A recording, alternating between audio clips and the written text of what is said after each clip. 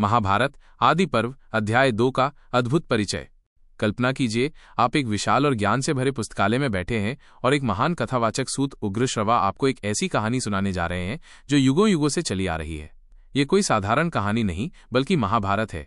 सूत उग्रश्रवा ऋषि शौनक और वहां बैठे सभी श्रोताओं को संबोधित करते हुए कहते हैं, हे ऋषिगण, मैंने एक ऐसी अद्भुत कहानी सुनी है जो सीधे महर्षि वेदव्यास के मुख से निकली है।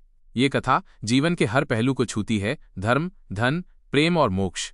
इसमें जीवन जीने की कला, सही गलत का ज्ञान और हर प्रकार के उपदेश भरे हुए हैं। वो आगे कहते हैं, हे ब्राह्मणों, मैं इस विशाल कथा का सार आप सभी को सुनाता हूं। ध्यान से सुनिए।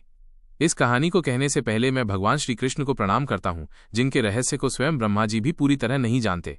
मैं ज्ञान की देवी सरस्वती और ब्रह्मा जी को भी नमन करता हूं। सूत जी इस कथा की महिमा बताते हुए कहते हैं, ये कथा हमारे महान भरतवंश की है, जिसमें कौरव और पांडवों की गाथाएं हैं। ये इतनी पवित्र है कि इसे सुनने मात्र से ही सारे पाप धुल जाते हैं। जो कोई भी इस कथा को सुनता है वो अपने मन को शांत कर लेता है और अच्छे कर्मों की ओर अग्रसर होता है। ये कहानी हमें सदाचारी बनने की प्रेरणा देती है और हमें जीवन के सही मार्ग पर ले जाती है। इसमें राजाओं, ऋषियों और महान संतों के जीवन की कहानियां हैं और ये हमारे चारों वेदों का सार है। ये महाभारत की कथा अंधकार को दूर करने वाले प्रकाश की तरह है। इसे पढ़ने या सुनने वाले की बुद्धि तेज होती है और जीवन के सारे दुख दूर हो जाते हैं। ये कथा सूर्य, चंद्रमा और अग्नि के समान तेजस्वी है, जो हमें इस संसार में यश और सम्मान दिलाती है। सूत जी अंत में कहते हैं, चाहे कोई भी हो, ब्राह्मण, क्षत्रिय, वैश्य या शूद्र, जो भी इस कथा को पूरी श्रद्धा के साथ सुनता है उसके जीवन के सारे कष्ट दूर हो जाते हैं।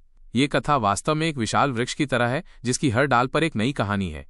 ये हमें धर्म का ज्ञान देती है, सुख और दुख का अर्थ समझाती है और अंत में हमें मोक्ष का मार्ग दिखाती है। इस प्रकार सूत उग्रश्रवा ने महाभारत की कथा की महानता और उसके महत्व का परिचय दिया, जिससे श्रोताओं की जिज्ञासा और भी बढ़ गई।